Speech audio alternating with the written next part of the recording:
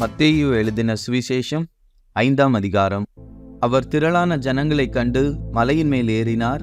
அவர் உட்கார்ந்த பொழுது அவருடைய சீஷர்கள் அவரிடத்தில் வந்தார்கள். அப்பொழுது அவர் தமது வாயை திறந்து அவர்களுக்கு உபதேசித்து சொன்னது என்னவென்றால், ஆவியில் எளிமையுள்ளவர்கள் பாக்கியவான்கள், பரலோக ராஜ்யம் அவர்களுடையது.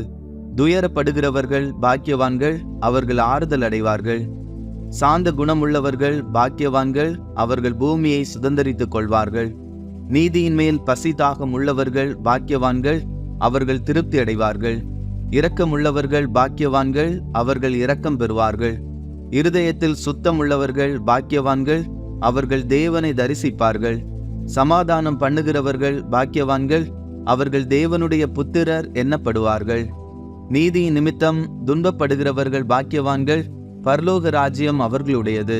என் நிமித்தம் உங்களை நிந்தித்து துன்பப்படுத்தி பலவித தீமையான மொழிகளையும் உங்கள் பேரில் பொய்யாய் சொல்வார்களானால் பாக்கியவான்களாயிருப்பீர்கள். சந்தோஷப்பட்டு களி கூறுங்கள், பரலோகத்தில் உங்கள் பலன் மிகுதியாயிருக்கும். உங்களுக்கு முன்னிருந்த தீர்க்கதரிசிகளையும் அப்படியே துன்பப்படுத்தினார்களே. நீங்கள் பூமிக்கு உப்பாயிருக்கிறீர்கள். உப்பானது சாரமற்று போனால் எதினால் சாரமாக்கப்படும்? வெளியே கொட்டப்படுவதற்கும் மனுஷரால் மிதிக்கப்படுவதற்குமே ஒழிய வேறொன்றுக்கும் உதவாது. நீங்கள் உலகத்துக்கு வெளிச்சமாயிருக்கிறீர்கள். மலையின் மேல் இருக்கிற பட்டணம் மறைந்திருக்க மாட்டாது. விளக்கை கொளுத்தி மரக்காலால் மூடி வைக்காமல் விளக்கு தண்டின் மேல் வைப்பார்கள். அப்பொழுது அது வீட்டிலுள்ள யாவருக்கும் வெளிச்சம் கொடுக்கும். இவ்விதமாய் மனுஷர் உங்கள் நற்கிரியைகளைக் கண்டு பரலோகத்தில் இருக்கிற உங்கள் பிதாவை மகிமைப்படுத்தும்படி உங்கள் வெளிச்சம் அவர்கள் முன்பாக பிரகாசிக்க கடவது. நியாய பிரமாணத்தை ஆனாலும் தீர்க்க தரிசனங்களை ஆனாலும் அழிக்கிறதற்கு வந்தேன் என்று எண்ணிக்கொள்ளாதேயுங்கள். அழிக்கிறதற்கு அல்ல, நிறைவேற்றுகிறதற்கே வந்தேன்.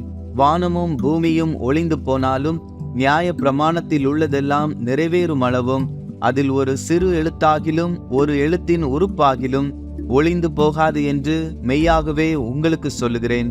ஆகையால் இந்த கற்பனைகள் எல்லாவற்றிலும் சிறிதானதொன்றையாகிலும் மீறி அவ்விதமாய் மனுஷருக்கு போதிக்கிறவன் பரலோக ராஜ்யத்தில் எல்லாரிலும் சிறியவன் எண்ணப்படுவான். இவைகளை கை கொண்டு போதிக்கிறவனோ பரலோக ராஜ்யத்தில் பெரியவன் எண்ணப்படுவான்.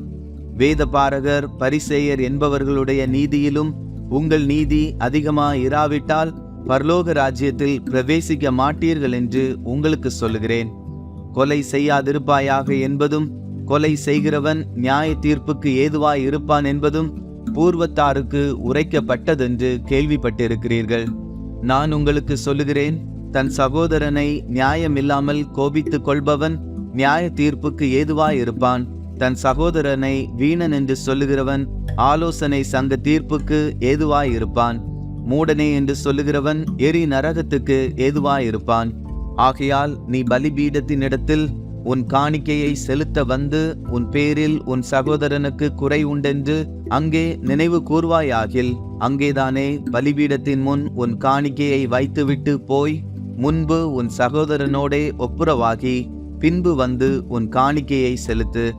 எதிராளி உன்னை நியாயாதிபதியினிடத்தில் ஒப்புக்கொடாமலும் நியாயாதிபதி உன்னை சேவகனிடத்தில் ஒப்புக்கொடாமலும் நீ சிறைச்சாலையில் வைக்கப்படாமலும் இருக்கும்படியாக நீ உன் எதிராளியோடு வழியில் இருக்கும் போதே சீக்கிரமாய் அவனுடனே நல்மனம் பொருந்து.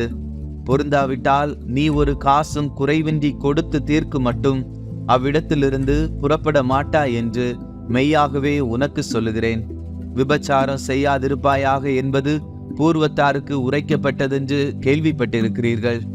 நான் உங்களுக்கு சொல்லுகிறேன், ஒரு ஸ்திரீயை இச்சையோடு பார்க்கிற எவனும் தன் இருதயத்தில் அவளோட விபச்சாரம் செய்தாயிற்று. உன் வலது கண் உனக்கு இடறல் உண்டாக்கினால் அதை பிடுங்கி எறிந்து போடு. உன் சரீரம் முழுவதும் நரகத்தில் தள்ளப்படுவதை பார்க்கிலும் உன் அவயவங்களில் ஒன்று கெட்டுப்போவது உனக்கு நலமாயிருக்கும். உன் வலது கை உனக்கு இடறல் உண்டாக்கினால் அதை தரித்து எறிந்து போடு. உன் சரீரம் முழுவதும் நரகத்தில் தள்ளப்படுவதை பார்க்கிலும் உன் அவயவங்களில் ஒன்று கெட்டுப்போவது உனக்கு நலமாயிருக்கும். தன் மனைவியை தள்ளிவிடுகிற எவனும் தள்ளுதற் சீட்டை அவளுக்கு கொடுக்க கடவன் என்று உரைக்கப்பட்டது. நான் உங்களுக்கு சொல்லுகிறேன், வேசித்தன முகாந்தரத்தினால் ஒழிய தன் மனைவியை தள்ளிவிடுகிறவன் அவளை விபச்சாரம் செய்ய பண்ணுகிறவனாயிருப்பான். அப்படி தள்ளி விடப்பட்டவளை விவாகம் பண்ணுகிறவனும் விபச்சாரம் செய்கிறவனாயிருப்பான். அன்றியும் பொய்யாணையிடாமல் உன் ஆணைகளை கர்த்தர் முன்னிலையாய் செலுத்துவாயாக என்று பூர்வத்தாருக்கு உரைக்கப்பட்டதென்று கேள்விப்பட்டிருக்கிறீர்கள். நான் உங்களுக்கு சொல்லுகிறேன், பரிசேதம் சத்தியம் பண்ண வேண்டாம், வானத்தின் பேரில் சத்தியம் பண்ண வேண்டாம், அது தேவனுடைய சிங்காசனம். பூமியின் பேரிலும் சத்தியம் பண்ண வேண்டாம், அது அவருடைய பாதப்படி. எருசலேமின் பேரிலும் சத்தியம் பண்ண வேண்டாம், அது மகாராஜாவினுடைய நகரம். உன் சிரசின் பேரிலும் சத்தியம் பண்ண வேண்டாம், அதன் ஒரு மயிரையாவது வெண்மையாக்கவும் கருப்பாக்கவும் உன்னால் கூடாதே. உள்ளதை உள்ளதென்றும் இல்லாததை இல்லை என்றும் சொல்லுங்கள். இதற்கு மிஞ்சினது தீமையினால் உண்டாயிருக்கும். கண்ணுக்கு கண் பல்லுக்கு பல் என்று உரைக்கப்பட்டதை கேள்விப்பட்டிருக்கிறீர்கள். நான் உங்களுக்கு சொல்லுகிறேன், தீமையோடு எதிர்த்து நிற்க வேண்டாம். ஒருவன் உன்னை வலது கன்னத்தில் அறைந்தால் அவனுக்கு மறு கன்னத்தையும் திருப்பிக் கொடு. உன்னோடு வழக்காடி உன் வஸ்திரத்தை எடுத்து கொள்ள வேண்டும் என்றிருக்கிறவனுக்கு உன் அங்கியையும் விட்டுவிடு. ஒருவன் உன்னை 1 மைல் தூரம் வர பலவந்தம் பண்ணினால் அவனோடு 2 மைல் தூரம் போ. உன்னிடத்தில் கேட்கிறவனுக்கு கொடு, உன்னிடத்தில் கடன் வாங்க விரும்புகிறவனுக்கு முகம் கோணாதே. உனக்கு அடுத்தவனை சிநேகித்து உன் சத்துருவை பகைப்பாயாக என்று சொல்லப்பட்டதை கேள்விப்பட்டிருக்கிறீர்கள். நான் உங்களுக்கு சொல்லுகிறேன், உங்கள் சத்துருக்களை சிநேகியுங்கள், உங்களை சபிக்கிறவர்களை ஆசீர்வதியுங்கள், உங்களை பகைக்கிறவர்களுக்கு நன்மை செய்யுங்கள், உங்களை நிந்திக்கிறவர்களுக்காகவும் உங்களை துன்பப்படுத்துகிறவர்களுக்காகவும் ஜெபம் பண்ணுங்கள். இப்படி செய்வதினால் நீங்கள் பரலோகத்தில் இருக்கிற உங்கள் பிதாவுக்கு புத்திரராய் இருப்பீர்கள். அவர் தீயோர் மேலும் நல்லோர் மேலும் தமது சூரியனை உதிக்க பண்ணி நீதியுள்ளவர்கள் மேலும் அநீதியுள்ளவர்கள் மேலும் மழையை பெய்ய பண்ணுகிறார். உங்களை சிநேகிக்கிறவர்களையே நீங்கள் சிநேகிப்பீர்களானால் உங்களுக்கு பலன் என்ன? ஆயக்காரரும் அப்படியே செய்கிறார்கள் அல்லவா? உங்கள் சகோதரரை மாத்திரம் வாழ்த்துவீர்களானால் நீங்கள் விசேஷித்து செய்கிறது என்ன? ஆயக்காரரும் அப்படியே செய்கிறார்கள் அல்லவா? ஆகையால் பரலோகத்தில் இருக்கிற உங்கள் பிதா பூரண சற்குணராய் இருக்கிறது போல நீங்களும் பூரண சற்குணராய் இருக்க கடவீர்கள்.